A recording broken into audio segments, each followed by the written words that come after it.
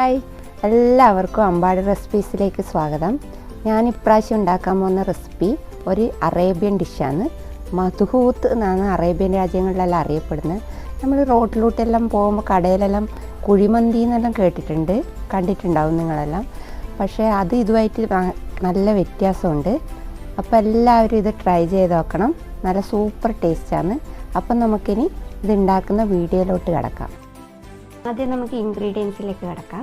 ഞാനിവിടെ എടുത്തിട്ടുള്ളത് 4 വലിയ ഉള്ളി നീളത്തിൽ ചെറുതായി അരിഞ്ഞത്, പിന്നെ തക്കാളി പേസ്റ്റ്, പിന്നെ സ്പെഷ്യൽ അറബിക് മസാലയാണ്, പിന്നെ വെളുത്തുള്ളി, പിന്നെ ക്യാപ്സിക്കം, പിന്നെ തക്കാളി ചെറുതായി അരിഞ്ഞത്, ഇഞ്ചി ചെറുതായി അരിഞ്ഞത്, പിന്നെ മസാല ഏലക്കായ് കുറച്ച്, 2 കറുത്ത നാരങ്ങ, പിന്നെ ഗ്രാമ്പൂ, പട്ട, 4 വലിയ പച്ചമുളക്.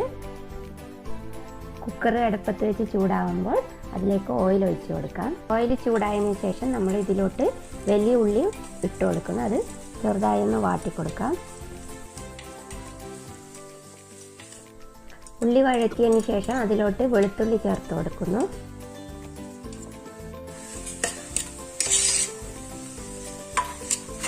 അതിലോട്ട് നമ്മൾ ഇഞ്ചി ചേർക്കുന്നു. ഇനി ചേർക്കാൻ പോകുന്നത് തക്കാളിയാണ്. 2 തക്കാളി ഞാൻ ചെറുതായി അരിഞ്ഞതാണ്.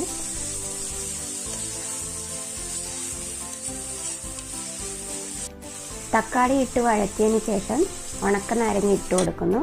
ഉണക്കനാരങ്ങ ഇടുന്നത് നല്ല ഫ്ലേവർ കിട്ടാൻ വേണ്ടിയിട്ടാണ്. ഇത് നല്ല സൂപ്പർ മാർക്കറ്റിലൊക്കെ വാങ്ങാൻ കിട്ടും. അതിനുശേഷം ക്യാപ്സിക്കം ആഡ് ചെയ്യുന്നു. അതിനുശേഷം പച്ചമുളക് കീറാതെയാണ്, അതുപോലെ തന്നെ 4 എണ്ണം വലുത് ഇതിലോട്ടിട്ട് കൊടുക്കുന്നു.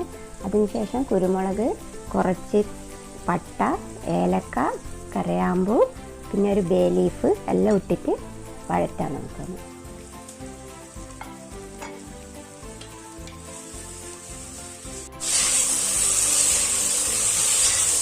ഇനി ചേർക്കാൻ പോകുന്നത് തക്കാളി പേസ്റ്റാണ്. ഒരു നോർമൽ കളർ കിട്ടാൻ വേണ്ടിയിട്ടാണ്. ആവശ്യമാണെങ്കിൽ ചേർത്താൽ മതി. പിന്നെ തക്കാളി പേസ്റ്റ് എന്ന് പറഞ്ഞിട്ട് സൂപ്പർ മാർക്കറ്റിൽ കിട്ടാറുണ്ട്.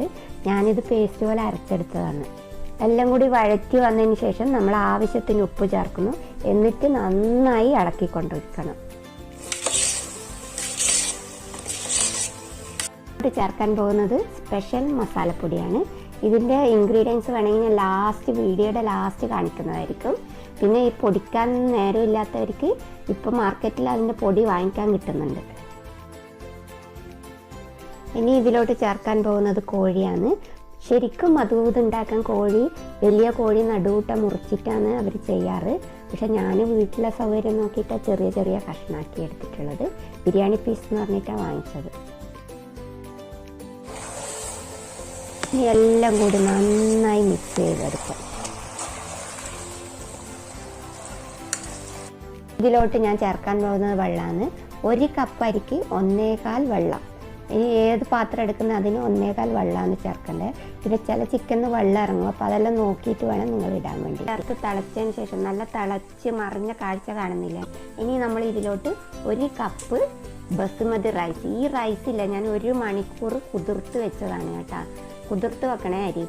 എന്നിട്ടാണ് ഇതിലോട്ടിരിക്കുന്നത്. 1 കപ്പ് അരിക്ക് 1.25 വെള്ളം.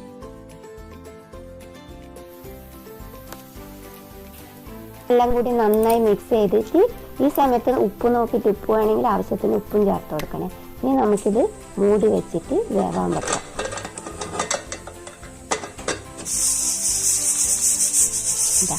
കുക്കർ നിലവിളിക്കാൻ തുടങ്ങിയിട്ടുണ്ട് കേട്ടാ. 1 വിസിൽ മതി കേട്ടോ. 1 വിസിൽ വന്നതിന് ശേഷം നമുക്കിത് ഓഫ് ചെയ്യാം. നമുക്ക് തുറന്നു നോക്കാം. ഇതാ നമ്മുടെ ചിക്കൻ മധൂത്ത് ഇവിടെ റെഡി ആയിട്ടുണ്ട്. ഞാൻ നേരത്തെ പറഞ്ഞില്ലേ മസാലപ്പൊടീൻ്റെ ഇൻഗ്രീഡിയൻസ് പറഞ്ഞുതരാൻ.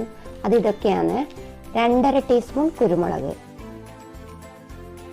1.5 ടീസ്പൂൺ പെരിഞ്ജീരകം, 1.5 ടീസ്പൂൺ മല്ലി,